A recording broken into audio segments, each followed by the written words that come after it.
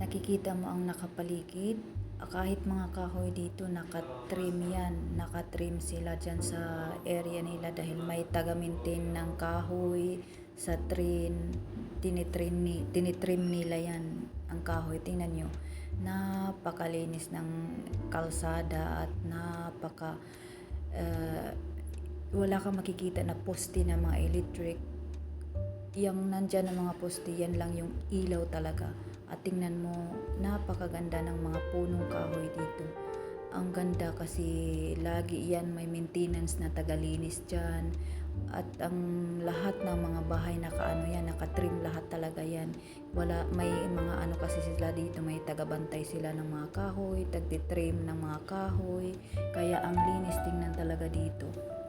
Kahit saan ka magpunta, lahat yan nakatrim, lahat yan tinitrim nila. Ang ganda ng mga bahay. Ang bahay dito, lahat yan yung may mga puno dito, nakatrim yan. Kahit saan ka magpunta, tinitrim nila yung mga kahoy na yan. Tingnan mo, kahit ni isang basura wala kang makikita dito dahil talagang may penalty pag magtapon ka ng mga basura sa tabi-tabi. Penalty ka agad dyan kasi may mga kamera na nakatayo dyan sa gilid.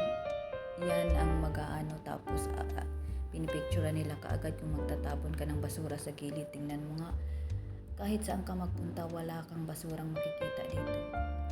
Kaya ang ganda at malinis tingnan ang paligid. Sobrang linis ng paligid. May maintenance din sila na taga-maintain ng mga kalsada. Eto, tingnan mo ang mga sasakyan nila dito, nakapark lang yan sa gilid. Walang gagalaw dyan, kundi may-ari lang. Pupuntahan, babalikan lang yan kinabukasan ng may-ari. Tingnan mo, lahat yan nakapark lang. Yan lahat, nandyan lahat ang mga sasakyan nila sa labas, walang kukuha.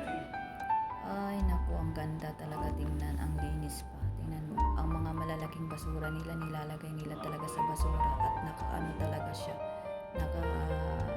Naka-disiplinado talaga ang mga tao dito. Dahil pag may makita ka na yun, may tagapulot din ng mga dumi, may talaga malinis. Tingnan mo ang araw, napakaganda ng araw.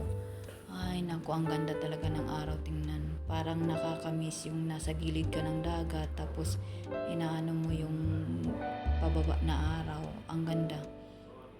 Yung kumbaga dyan ang sarap ng araw panoorin, pati ang kulay niya. Kaso na ng building na yung natatakipan ng building. Yung dahan-dahan na kami, malapit na kami sa destinasyon.